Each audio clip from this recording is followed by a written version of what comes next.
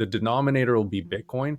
And that means that everything else will actually get cheaper. If we look at any chart and we zoom out, everything goes down priced in Bitcoin because it is on its adoption cycle. It is increasing in value. There's more value going into it. People are not willing to sell it for less. They're willing to hold on to it and wait for the price to go up in US dollar prices.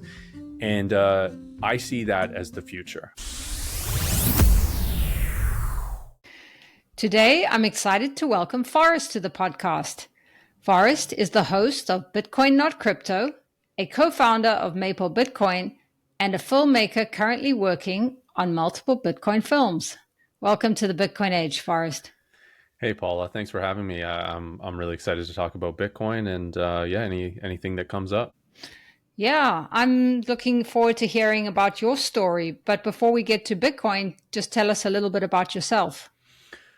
Sure. Yeah, I'll expand on what you've already introduced me as. Bitcoin Not Crypto is a show that I do talking about different topics around Bitcoin. I've done a lot of deep dives on Bitcoin treasury companies, specifically MicroStrategy. So I've gotten in depth about because I find it intellectually interesting as a subject because it has Bitcoin, which is incredibly interesting already, and then it crosses into traditional finance and finance products and how that might work and how it might develop into the future. So I've covered that a lot. I'm a filmmaker. I've been a filmmaker and running a business called Different Media for the past 8 years, I believe. And it's a documentary media company. And I've had a small team. I've worked by myself throughout that time.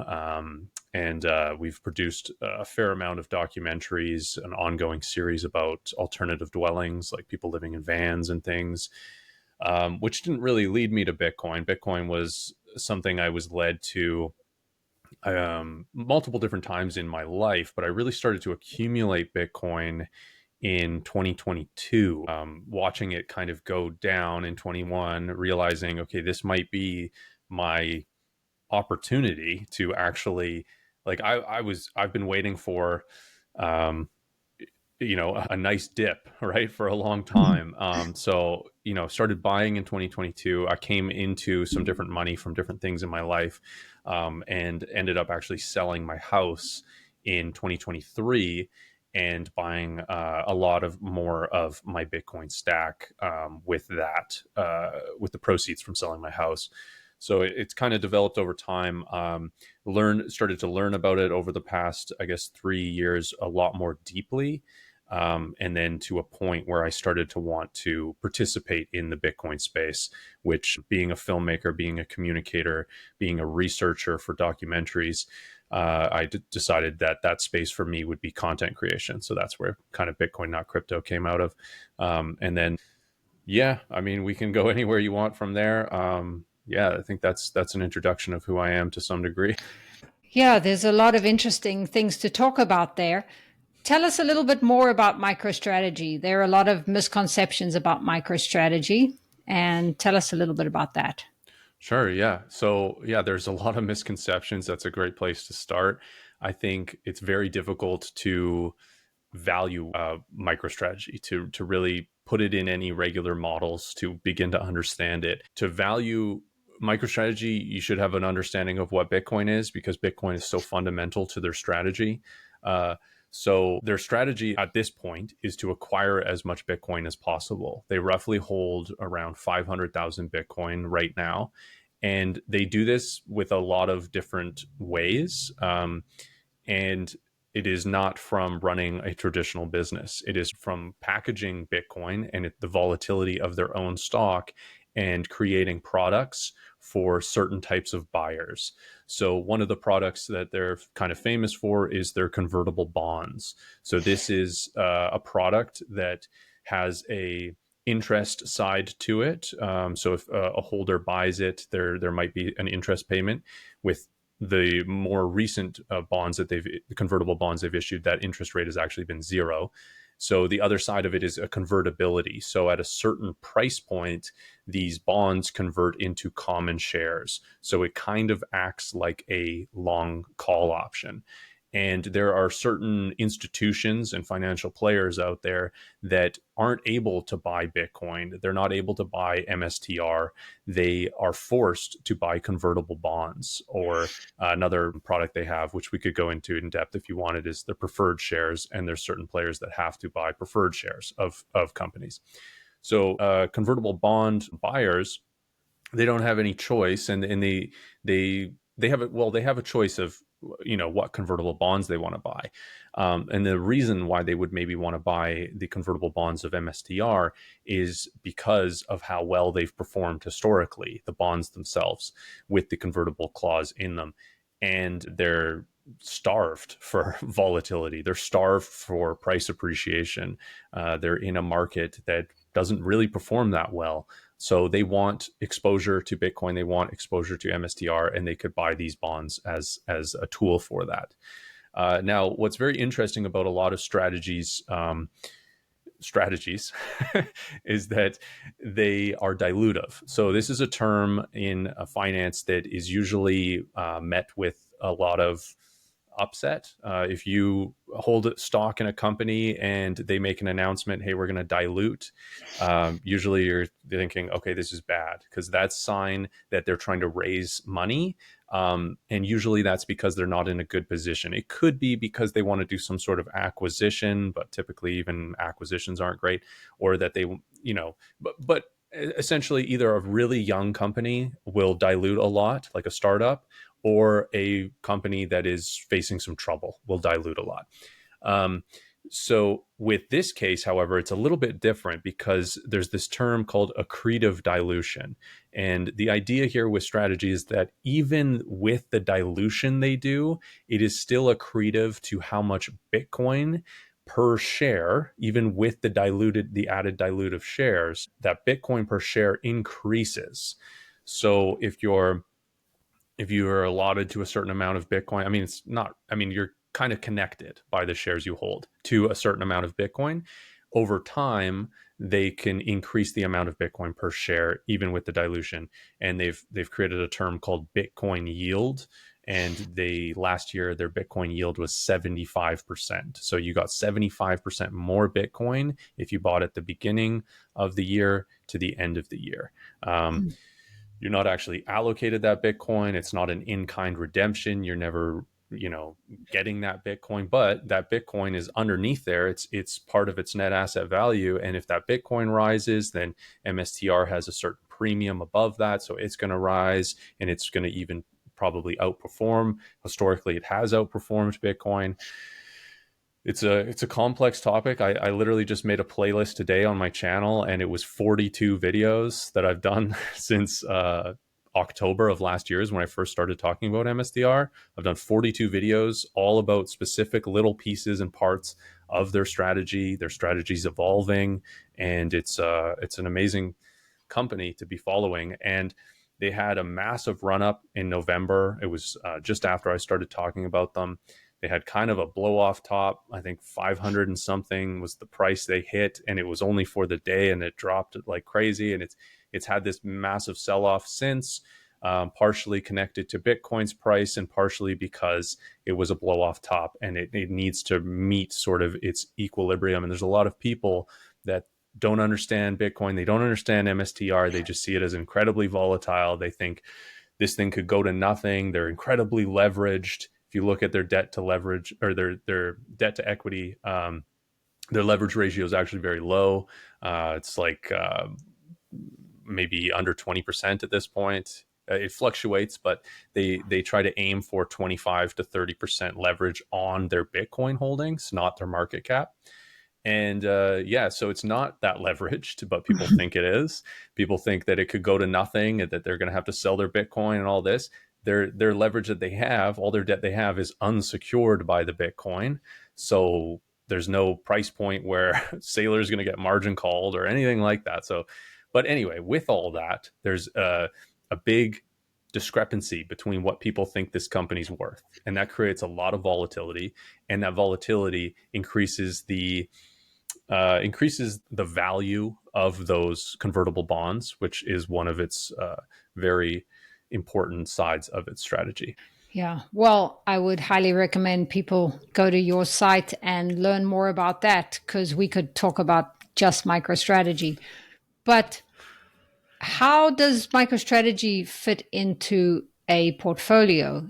As Bitcoiners, we obviously care about self sovereignty and all of that. So tell us how MicroStrategy fits in. It's a great question. It's a great question. I think what I've stayed very consistent with is because I'm a Bitcoiner. I'm a Bitcoiner at heart, and I really value the idea of really being able to own something, which is the private keys, and which is your ability to move Bitcoin through on the blockchain. You can bring that with you all over the world, and you just have to you could memorize 12 or 24 words, and you can store your wealth, right? You don't have any intermediaries holding that for you, any custodians, any of that. So that is incredibly valuable. I've talked on nauseum about why I think Bitcoin is valuable. And yet there's been a lot of interest about strategy. So I've talked about strategy, and people often wonder, okay, is this the faster horse? Should I buy MSTR to outperform Bitcoin, and then I can roll it into Bitcoin? That's what some people are trying to do. I mean, it's all up to you. Personal finance is always personal.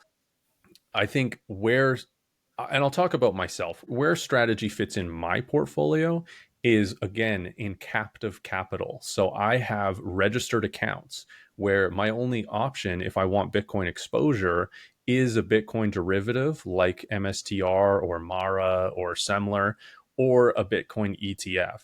And if we think about the way that um, MSTR works, is they actually acquire more Bitcoin over time for your shares that you own. So if I have a long enough time horizon, I could actually get more Bitcoin years down the road than the Bitcoin that I could buy with an ETF. And a Bitcoin ETF actually has the reverse effect. They have a asset under management fee, and it's usually 0.25 or something like that. It's pretty low, but you're actually losing that much Bitcoin per share of ETF Hmm. every year. So it's kind of the reverse of strategy.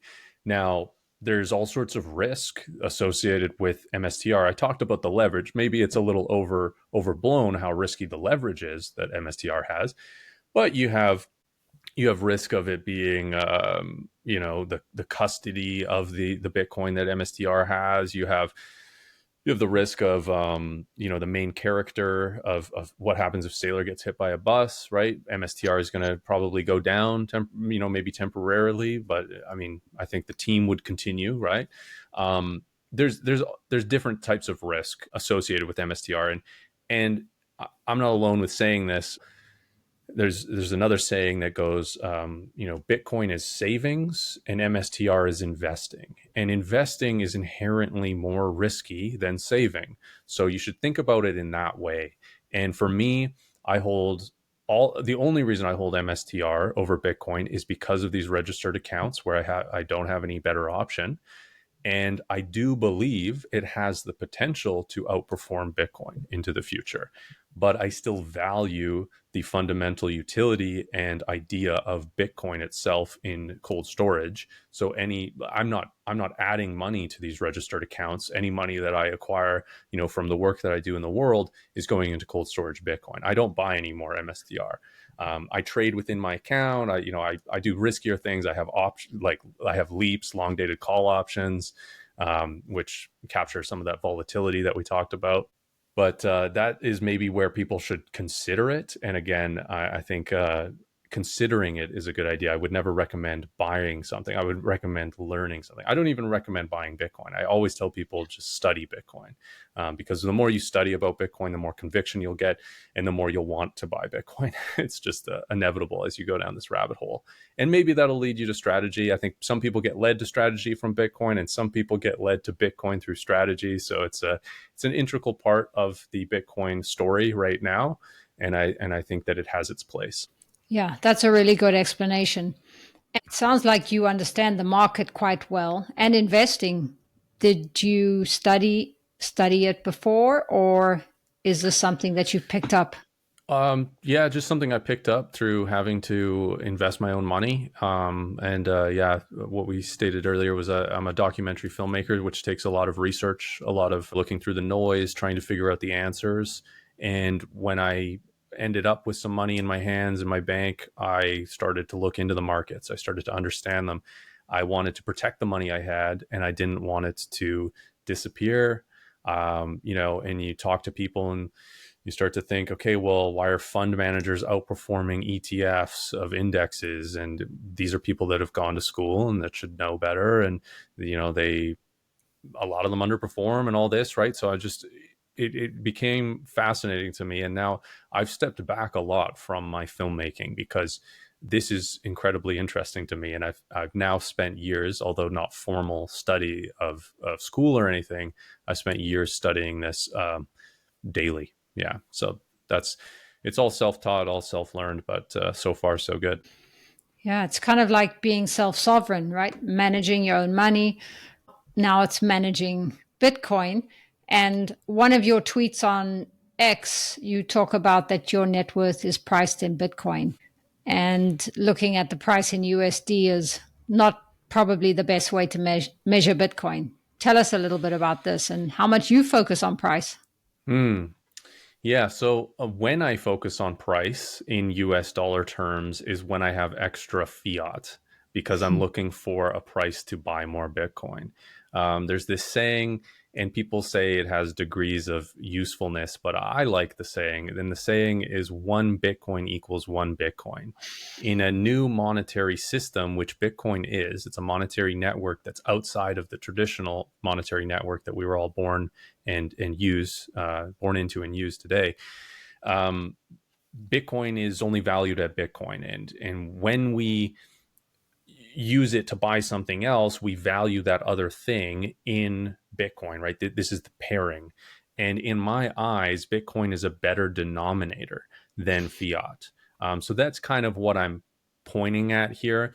It's not necessarily completely accurate today. I don't, maybe I do value, maybe I do look at the dollar amounts of things here and there, but I think overall what I'm seeing is the amount of Bitcoin I have, and I'm hoping that I can raise that amount of Bitcoin, right? That's my net worth. The however many sats or the decimal, the Bitcoin decimal number that I have, that is my net worth. And I see that going up over time as I acquire more of it.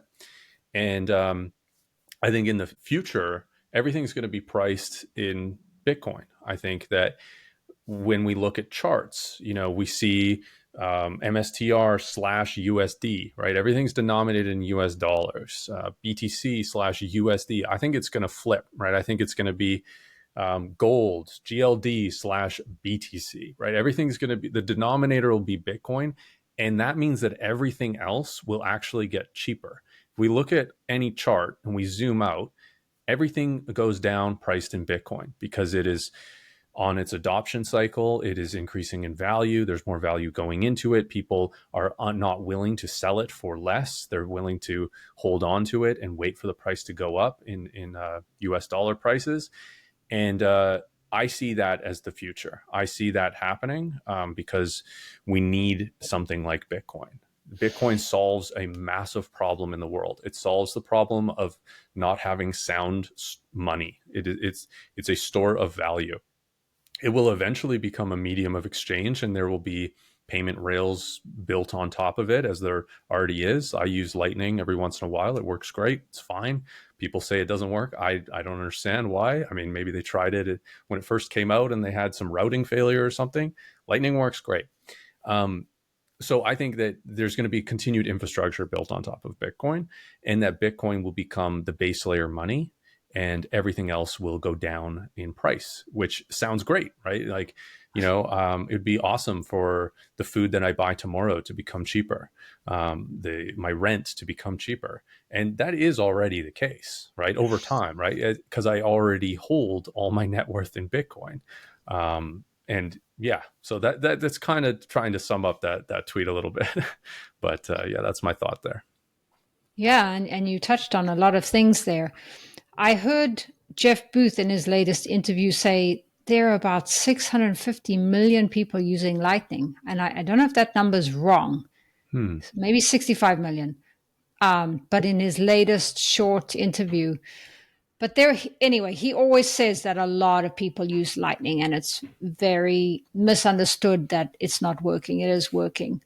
Yeah. And the other thing I was going to say, in order for Bitcoin to become the what do you call it? It's the priced in Bitcoin. Hmm. We would have to have a lot of adoption, and we're headed that way, right? But it doesn't feel like that. It feels more like it's mostly the same people.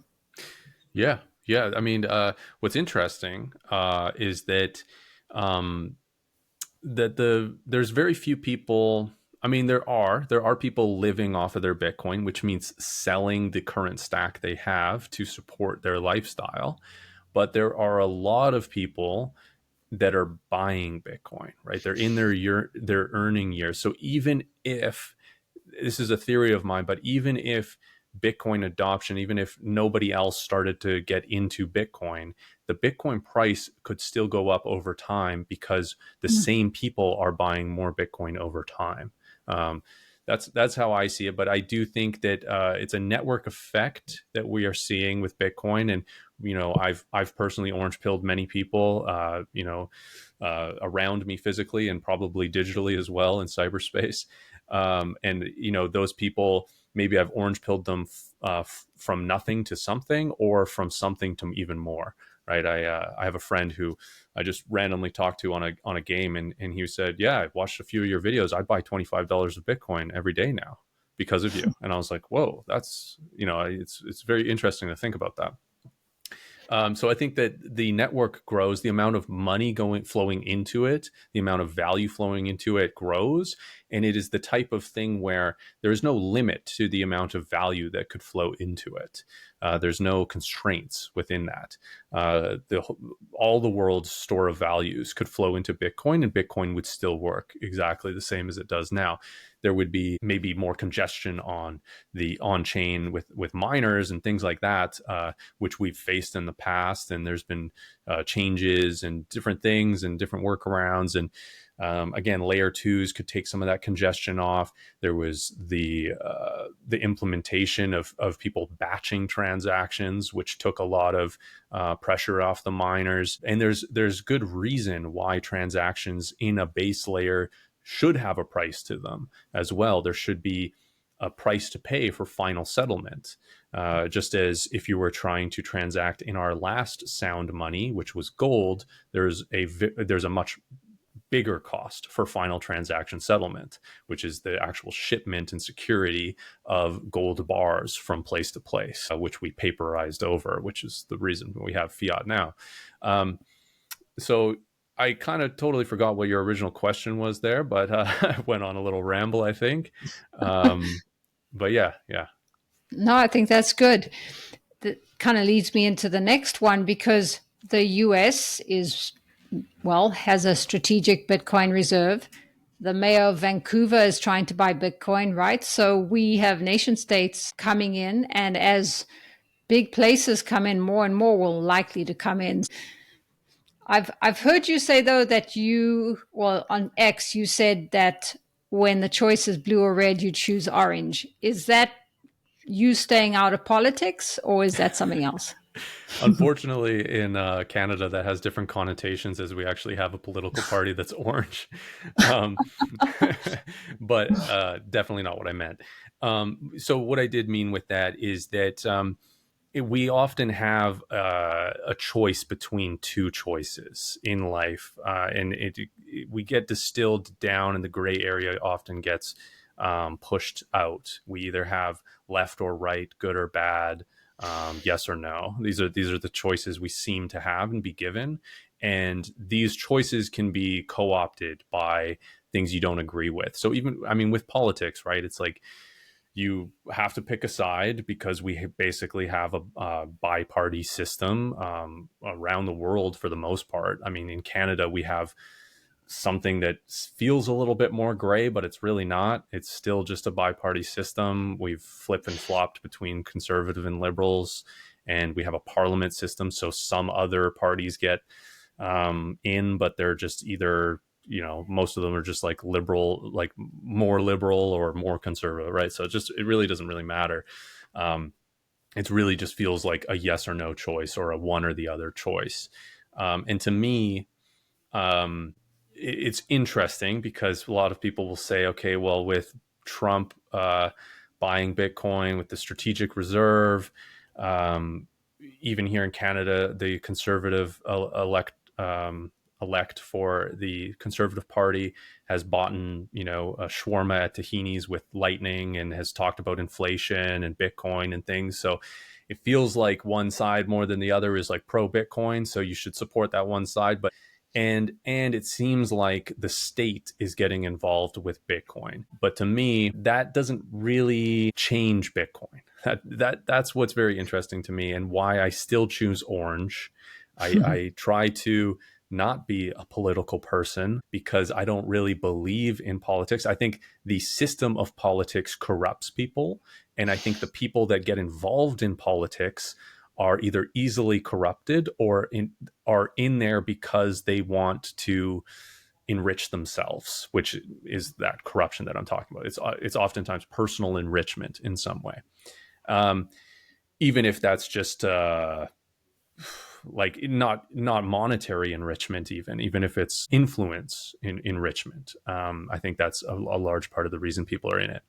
So I don't believe in the political system. I think prior to Bitcoin, I was fairly nihilistic. I was maybe a little bit black pilled. I didn't want anything to do with the political system.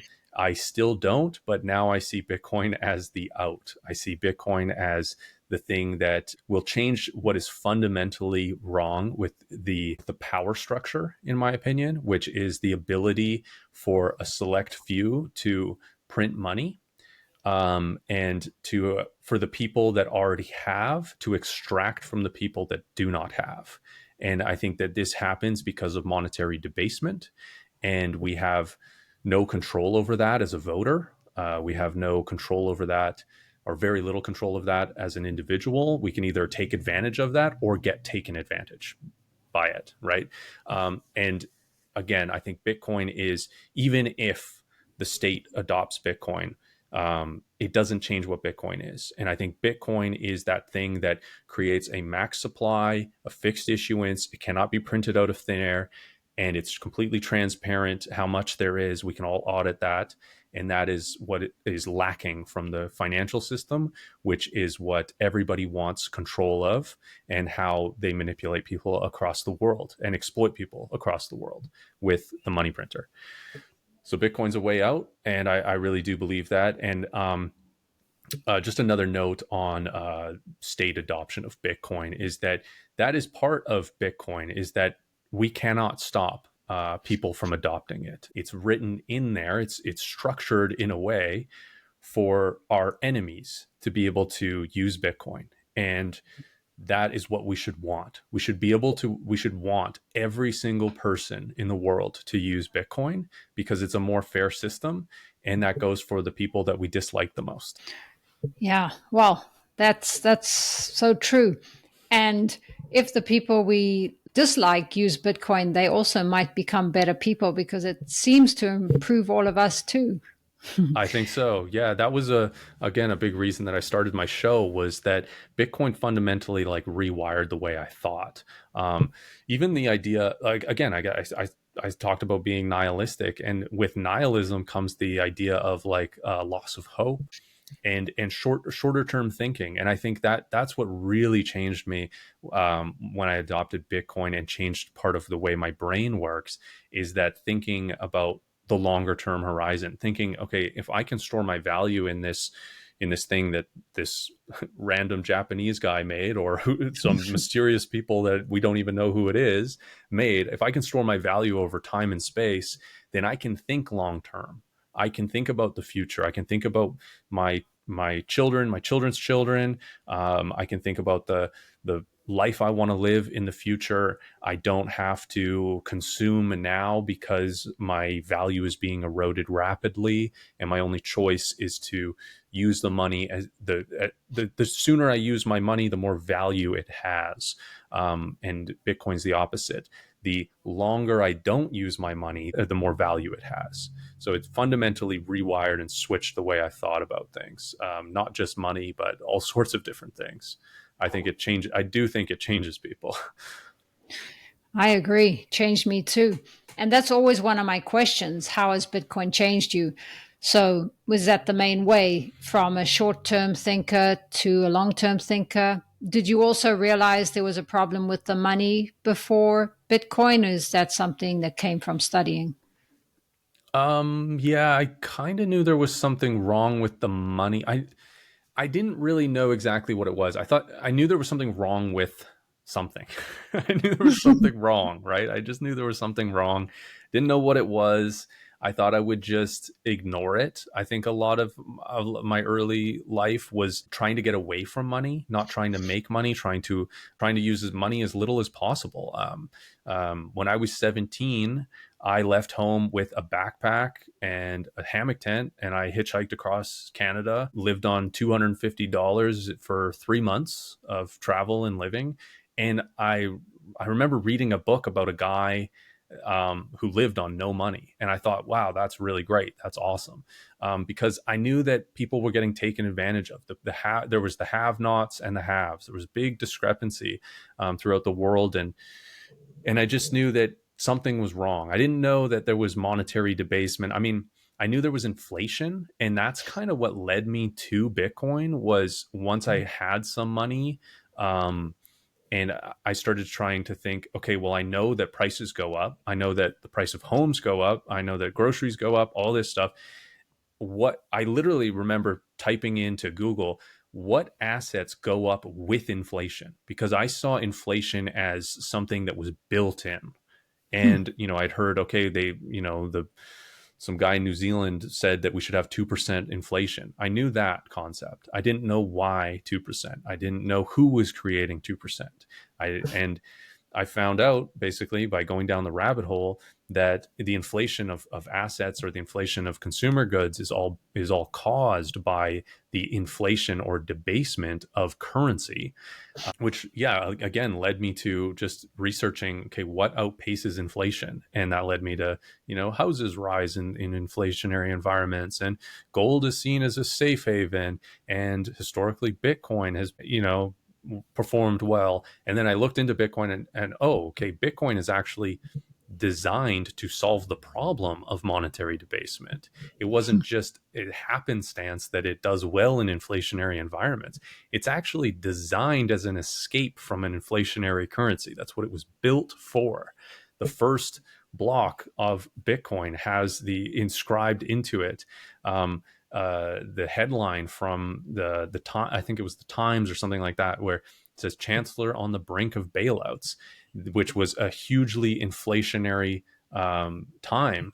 The 2008 financial crisis, there was tons of bailouts, which were all done on taxpayer dollars, and it was all funded by inflation. And that led me down to realize, okay, well, inflation is actually a stealth tax. It's one of the three ways that government can fund itself, and it is really insidious. Like it's hidden, and people don't realize that they're being stolen from. The people that think that they're saving money in their bank account, they are the victims of inflation more than the people that put on debt. Like the people, like, it incentivizes holding debt because inflation works the same way for that debt, because the debasement of money and the rising costs of things also means that wages have to increase. They don't increase in lockstep with debasement, and that's another kind of problem of this whole system, and why this whole system needs tear down and rebuilt. And Bitcoin is that rebuilding. It's happening at the same time as this system is starting to show cracks, right? The foundation is cracking in financial system, and there's this other system that people can escape to, which is Bitcoin. But by holding debt in fiat, that debt is actually devaluing, and your earning potential over time is probably increasing. So you're able to pay off that debt later on for less purchasing power than you were originally given when you got that debt amount, when you brought that money forward in time. So it incentivizes debt, which is also just like not great either. Like there's all sorts of knock-on effects of the fiat system, and yeah, I mean, there's a reason that so many people say Bitcoin fixes this. It's because there's so many problems, and Bitcoin really has been built as the solution to those problems. Yeah, and especially insolvent debt, right? Because we're at the point now where the debt is insolvent, and we're also at the point where, especially in the US, but all over the world, the amount of interest we pay in debt is just mind boggling.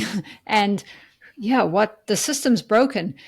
How does living on the Bitcoin standard change? Some of you've mentioned some of the ways it makes us more long-term focused. It makes us value what we buy more. Are there other ways that you can think of? Yeah, I think it's the incentive, right? Like there's this idea in some economists believe is that some inflation is good.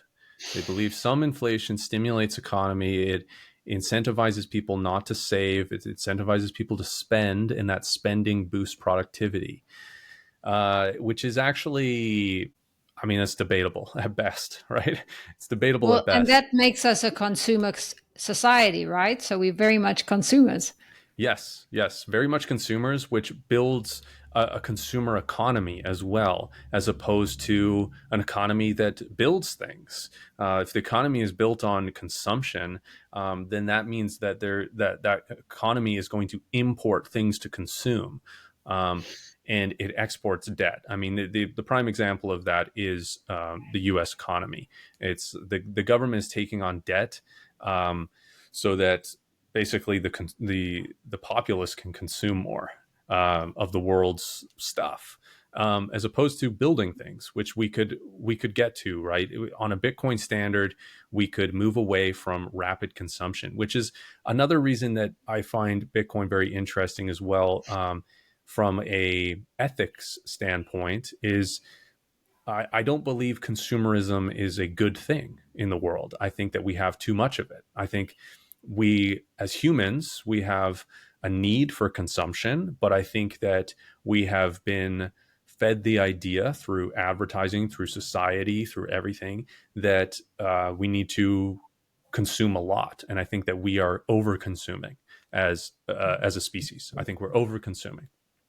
And so I think that we need to find some middle ground. We need some reality, right? The fiat system has no ties to physical reality at all. It has no ties. And that's the big one, is cost of production brings things into reality. So if there's a real cost of production of consumption, and if you see your loss of purchasing power, if you have only Bitcoin and you spend some of that Bitcoin to consume something, you have less Bitcoin. If you're able to take out a bunch of debt and you spend on a credit card, and that debt doesn't become realized for a month, and then you can pay a little bit off here and there, and you can build up debt and all these sorts of things, you're kicking the can down the road. And that's what not only individuals have done, but nations have done. And we look at something like Doge, and a lot of us think, oh, this is so great, government efficiency, let's cut all this unnecessary stuff. They talk about being able to cut $1 or $2 trillion off the deficit. Now, what the deficit is that is uh, on top of the current debt. That is the addition of more debt per year. So there's a $2 trillion deficit that has been kind of averaged out, which means they're going to add $2 trillion of debt. And what they're trying to look at with Doge is they're trying to cut the amount of that deficit. They're not even cutting the amount of their total debt holdings. They're just trying to make the debt not grow as fast. So there's fundamentally like an issue. And you said, yeah, like the debt on insolvency, which is totally accurate. Like there's no way they're ever going to pay back the debt. The only way possible is to make that debt worthless. And what I said earlier is monetary debasement actually lowers the purchasing power, or the total cost is probably a better way to put it, of that debt. So that is one way to eliminate the debt, right? If the US dollar became worth a lot less tomorrow, then that $36 trillion of debt or whatever it is wouldn't look so bad, because it's denominated in US dollars that are worth almost nothing. And they could just print that up and pay the debt off, right? I mean, a lot of people have talked about, oh, what about the $35 trillion coin? We just print that, we pay ourselves that coin, and the debt's gone. Right? Like, that's a serious idea that some people float. Like, I mean, they're not doing it, but people think that's a solution to this problem, which is just ridiculous. And the idea is, as well, is there's a lot of people playing this game. There's a lot of people in that benefit from the debt, the government debt, the personal debt, the consumer debt, all of this debt, and they don't want the party to stop. So they are kicking the can down the road. They're saying, if the music stops and I don't have a chair, I'm gonna fall on my ass and hurt myself, right? And the party stops for everybody then. So let's just kick this can down the road and allow it to become somebody else's problem. But when they do that, they're not only just making it someone else's problem, they're making the problem worse. And they're making that problem going to be even more painful for whoever ends up having to deal with it. So you see in Argentina, they say, okay, well, we're not able to pay all of the government staff. We're cutting a bunch of programs. We're not able to pay a lot of people's pensions, or you have to be older, or disability, and all this. And there's people rioting in the streets, and there's people that don't have the benefits that they were promised. And it's horrible. It's a horrible situation for those individuals, but it's because they're trying to actually deal with their debt. Like, how, I don't know how successful they'll be. I mean, all this, blah, blah, blah. But it's painful for those individuals because they are the ones recognizing that debt that has been pushed on and on and on for so long.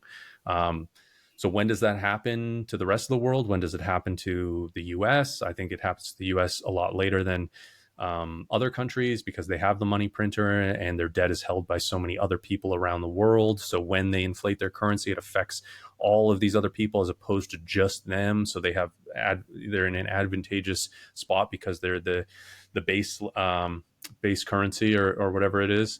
But again, all of this is solved by just personally, right? What can we do personally? That's why that's another reason I don't involve myself very much with politics, is I think about those kind of problems. I see them as problems, but I don't see myself as somebody that can solve those problems. I cannot solve the country's problems. I cannot solve the province's problems or the states or whatever. So I try to solve my own problems and the problems of my family and the problems of my friends. And that's as much as I can do, right? So I try to focus in on what I actually have control over and act on that stuff that I have control over. And what I have control over is my personal finances. And Bitcoin is more ethical. Bitcoin is better savings technology. And so I choose to buy Bitcoin. I choose to hold Bitcoin, and I choose to participate in the Bitcoin space by talking about Bitcoin. Yeah, that's a great point. You happen to understand it pretty well. And I really like the way you put that. Just to clarify that even the US government cutting expenses, doing what they're doing better than the past. But long term, it's a debt based system. The government needs to continue to get bigger to make this system work. And that's probably what's going to happen long term. It looks good in the short term, right? Yeah.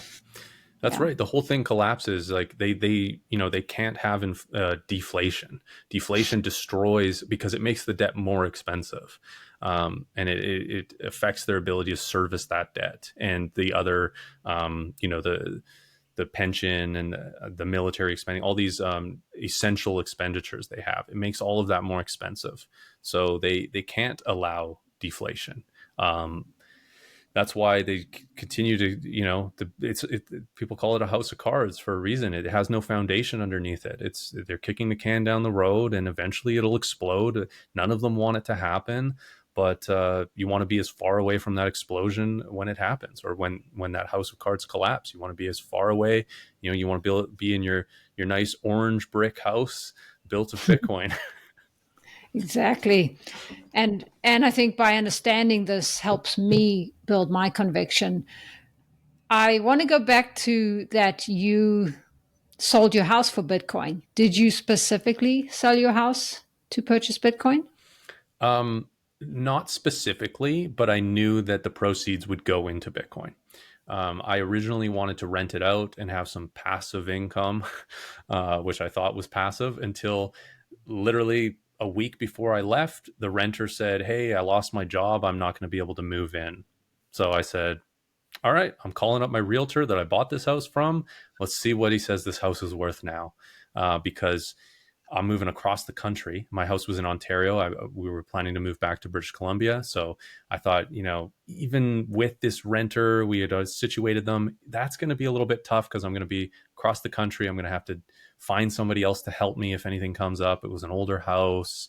Yeah, big property, all this kind of stuff. And I just thought, I've thought for a long time that the idea of being a landlord and being and getting rent and getting passive income, again, it's in quotations, is a good idea, because then I can build my equity in the house by paying the mortgage, and uh, the interest rate was really low at the time, and you can build more money from the extra that comes off of the maintenance and mortgage expenses, all that. And it just fell through, and I just thought, yeah, this isn't something I'm going to be able to deal with realistically. So it turned out I was able to sell it for literally twice as much as I bought it for 3 years earlier, and we lived in it for 3 years. So that was great, and we walked away with a nice lump sum that I was able to buy Bitcoin. Not at the exact bottom, but it was pretty good. It closed in September of 2023 is when my house sold. So it was pretty good. And the market climbs a wall of worry. So at the time you're thinking, whoa, this is kind of expensive. It was cheaper before, and I should dollar cost average. And, but I was just continuing to buy at higher prices, basically, as I got into more Bitcoin from the house sale. Yeah. But it's been a good move so far, I It's would been a good say. move, and I think mentally it's been the best move, because again, I would be worried. There were some big trees even, near the house, and I remember even living at the house and being like worrying at night, oh, is this tree going to fall in the house? Am I going to have to get an arborist in here? Am I going to have to deal with it? It's just, there's so much headache. And even now, like, I have an RV that I'm selling, and I'm going to buy Bitcoin with it. I have a sailboat I want to sell and buy Bitcoin with it, not just because I want more Bitcoin, but because I don't want to be thinking about these things. I just want to be able to live more simply and get rid of all these possessions. I think that, again, it's kind of comes back to the consumerist idea, but like, I think a lot of these possessions we have end up controlling us. Like, literally, by owning this RV, I had the water pump in the 12-volt water pump break on it. So now my actions are being controlled by this possession, because now I've had to buy a new water pump. I'm going to have to go and physically install this water pump. I'm going to have to meet up with people as I sell this thing. All the maintenance, like, it literally ends up dictating what you spend your time and effort on when you own certain things. So yeah, I mean, I'm down with just getting rid of stuff and making life simple, and Bitcoin helps me with that. Time is money, as they say, right? Time is And maybe the only more valuable thing out there than Bitcoin, and your individual time is the most scarce thing out there, and Bitcoin is only second to that. I've heard so many people I interview say Bitcoin makes life more simple. And we were talking also about being more minimalistic. I know you've also made films about this. Does it go together with Bitcoin? I think it does. I think that there's a disconnection right now because people have so much skepticism towards Bitcoin based on maybe when they heard about it, or what kind of ideas they've gotten from it. Um, but I've spent a lot of my time filming people that are nomadic, that live in vans or live in tiny houses or live some sort of minimalistic life. And the reason they do that is because of the increased amount of freedom that it gives their life. And that's been the common underlying thing that every single one of these people have told me when I've been interviewing them for my documentaries, is that they've done it because of freedom. And I think that that same idea is exactly why a lot of people get into Bitcoin, is because it creates more freedom in their life. It creates less worry. And yeah, it allows people to be sovereign. It allows people to feel secure with their assets. And you don't have to be a gambler in the casino of the markets anymore. You can just hold Bitcoin and recognize that one Bitcoin equals one Bitcoin. Doesn't matter about the price fluctuations. If you build enough conviction around it, you understand what it is and how everyone in the world needs it. And that over time, the value of it will go up because more and more people will recognize they need it. And yeah, the casino of the markets is a real thing. Like when I first got, started to get into Bitcoin, I had all sorts of different investments in the market. And I was, having to research all these things and learn about it and spend my time on it. And that's how a lot of people are. Maybe they outsource that to an advisor or to a passive ETF, but that's still, outsourcing it. But we shouldn't have to become experts in every single company that we want to own shares of, with the potential of profits in the future from it or increased value of ownership. We shouldn't have to do that. We should be able to focus on what it is we want to do in our life, on the skills we want to learn, whether it's our job or our hobbies or our passion, our family. We should be able to focus on our life instead of having to also become a financial advisor for ourselves, or to hire that out to somebody else that maybe doesn't have your best interest at heart. Maybe they don't know you perfectly enough to allocate, your money to all these different assets, right? So I think that Bitcoin eliminates all of that. It's very simple. Bitcoin is very simple once you understand it. You move the noise away. Maybe when you get in this space, it's Bitcoin and crypto. You begin to realize, okay, well, maybe there ends up being something with some DeFi stuff later on the future. I don't know. A lot of this stuff looks like tech companies to me. I'll just go with Bitcoin because it's the only asset in there that is competing for the space of sound money and base layer monetary system.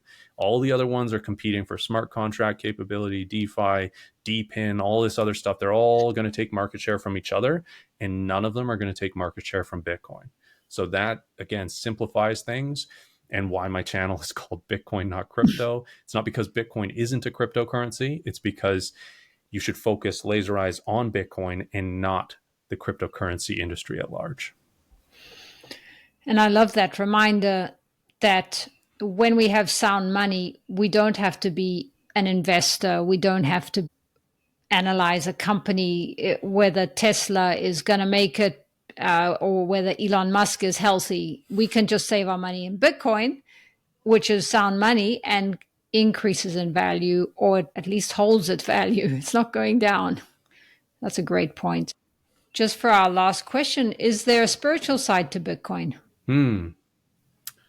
It definitely seems like it sometimes. I mean, when I got into Bitcoin and started learning more about it, and it was starting to keep me up at night, with different ideas about it, different realizations about it, it felt it felt how certain spiritual experiences in my life have felt, where it's felt sort of enlightening because of the information like upload to my brain, where it feels euphoric and, oh, wow, I finally figured this thing out, or this piece of it out, which can feel, it can physically, and maybe the spiritual part of you feel spiritual in that way. And then there's the other side of it, where it kind of feels like once you get in this space, everyone's talking the same language, and it can kind of have this more less spiritual, more religious side to it, or a cultish side to it, where everyone's talking the same language and everyone believes the same thing. So there can be that side of it, which isn't directly spiritual. It's more religious connotations, maybe. But I it really depends, on definitions, right? Like everybody has, I think, a different idea of what spiritual is as well. So is spiritual, some in tune with some higher power? Then maybe Bitcoin maybe isn't, but like is spirituality that something that makes you a better person because you believe in either reincarnation, so you want to do good here, or heaven and hell, so you want to do good here because of the afterlife.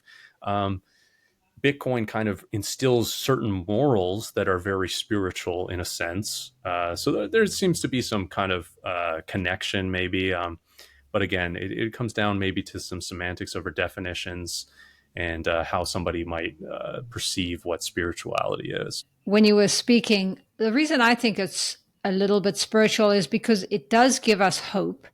And then I think, well, what's the purpose of all this? I don't think the purpose is just to come here and struggle.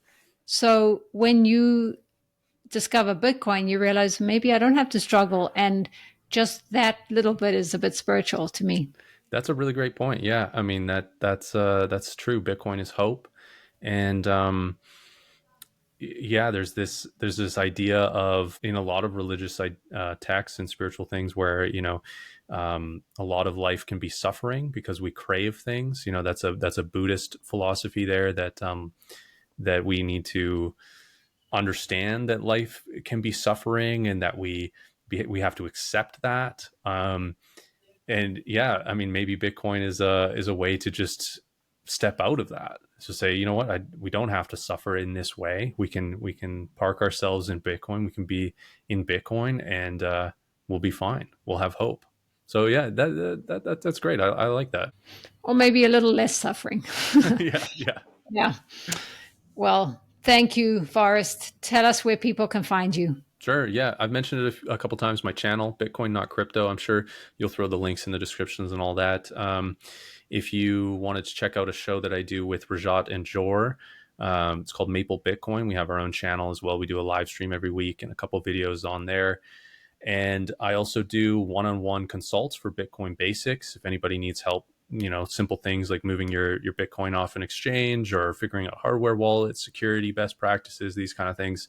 And that's on my website, which is differentmedia.ca, which you can also find in the descriptions of all my videos.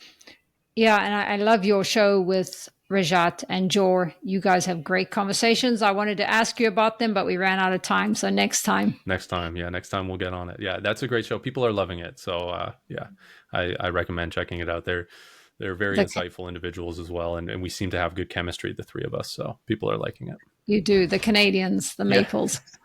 Yeah. Thanks so much for joining me today. Yeah, thanks, Paula. I really enjoyed this.